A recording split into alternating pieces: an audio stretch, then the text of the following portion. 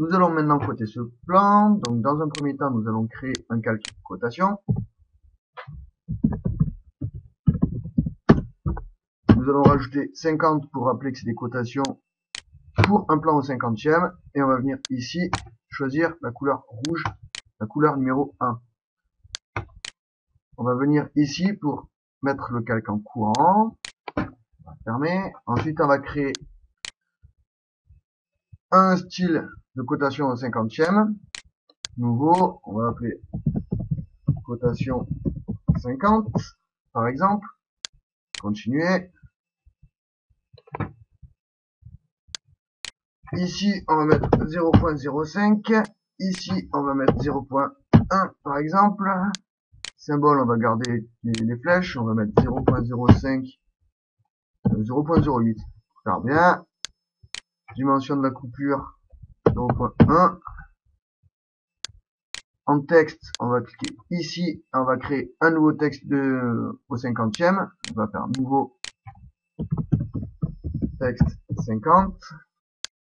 OK. En hauteur, on va lui administrer la hauteur 0.1. Appliquer. Fermer. Ajuster. On va laisser comme ça, c'est très bien. À côté de la ligne de code, impeccable. Très bien. Très bien.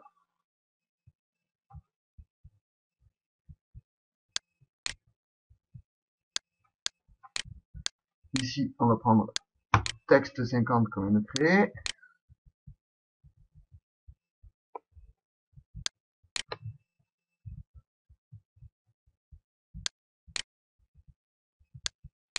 Décalage de la ligne de code 0.1.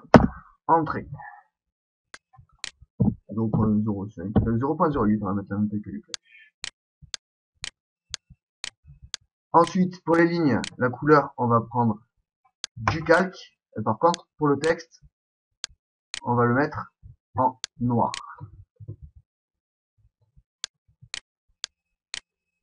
Là, ici, on va aussi mettre en du calque.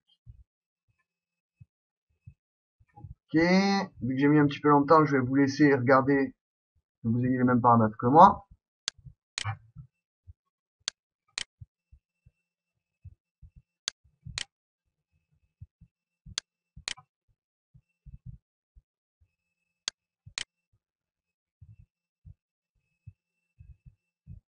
Hop, ici, je vais faire le contraire. Comme ça, suppression de 0, 0,0.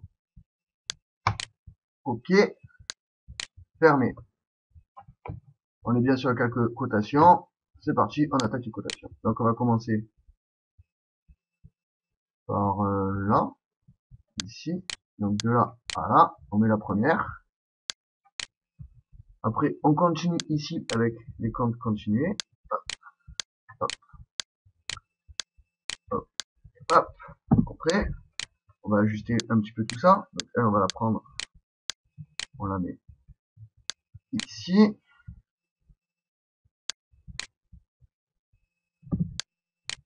Comme ceci. Celle-là, on va la mettre là.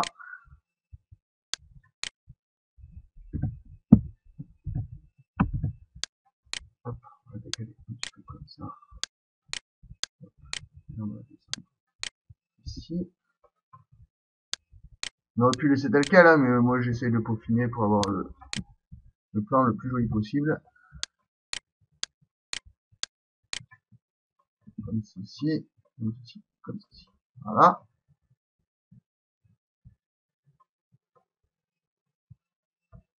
On va mettre aussi une cotation dans ce sens-là.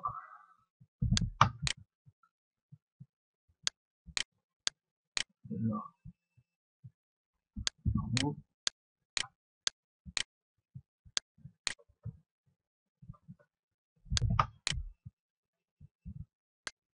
De là à là et de là à là. Hop, celle-là je vais venir la mettre ici.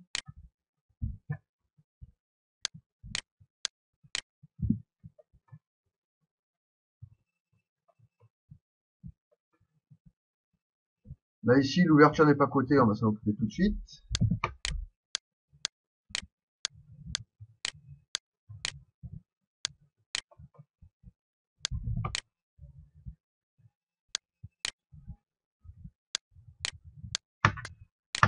Voilà, on a notre ici, donc la cote est bloquée, c'est bon.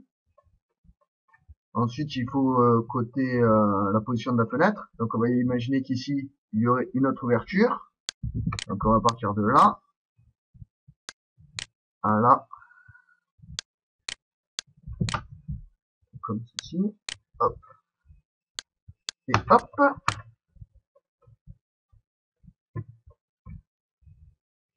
Ça sera déjà pas mal, sinon on risque d'avoir un dessin qui sera un petit peu lourd. Ensuite, on note qu'ici, j'ai oublié de mettre le trait d'axe. Donc on va s'occuper de ça tout de suite. Donc on va venir créer un nouveau calque. Toujours pareil, je sélectionne un calque, j'appuie une fois sur Entrée. Et automatiquement, un nouveau calque se crée. Je vais l'appeler axe. Je vais le mettre en violet, couleur 200. OK. Fermé. Pour trouver le milieu, je vais faire un point ici, une polyligne qui relie ce point-là et ce point-là. Et je vais faire un trait qui passe au milieu. Comme ça et comme ça. Je supprime ce petit bout de trait. Et lui, je vais le mettre dans axe. Ensuite, je vais venir ici pour choisir le type de ligne. Charger. Je cherche axe. Axe. OK. Je double-clique pour qu'il soit courant. OK.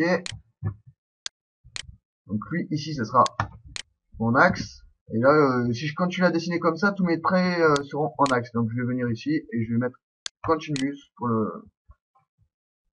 pour la fin de mon dessin. Ensuite, on a un problème. Ici, on voit le trait qui s'affiche comme un trait continuous, alors que pourtant, il est dans axe. En fait, s'il s'affiche pas comme un axe, c'est parce qu'il y a un problème d'échelle.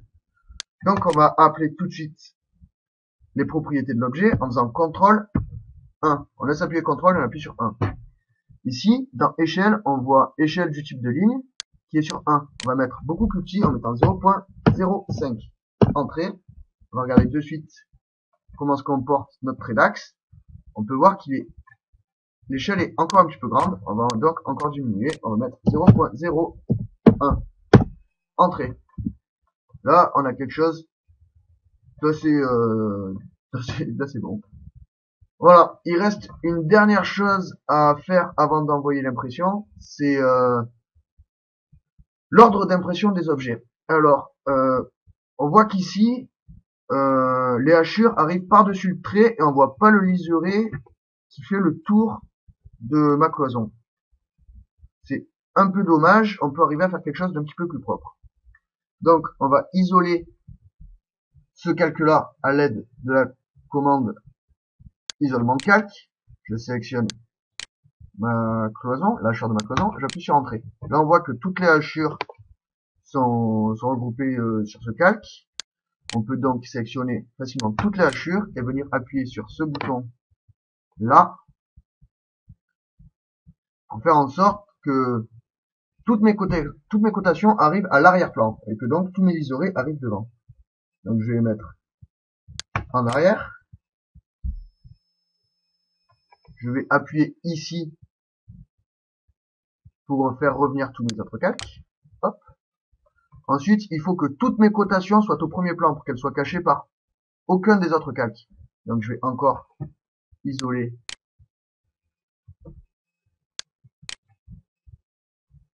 ma cotation. Je vais donc toutes les sélectionner comme ceci et je vais mettre ici en avant. Je reclique ici pour faire revenir tous les calques.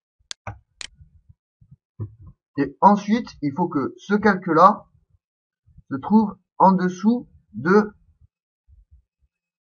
ce calque-là. Parce que sinon, le petit trait ici en magenta va venir par-dessus le trait bleu de ma cloison et ça fera un rendu qui est pas très sympa.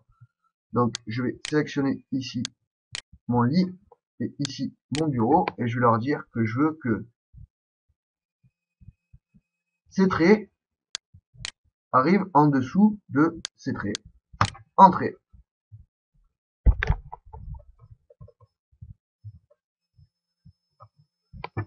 Le dessin AutoCAD est fini. Il me reste maintenant Plus qu'à l'imprimer. Je vous invite à venir voir la dernière partie de ce tutoriel, la partie 6D.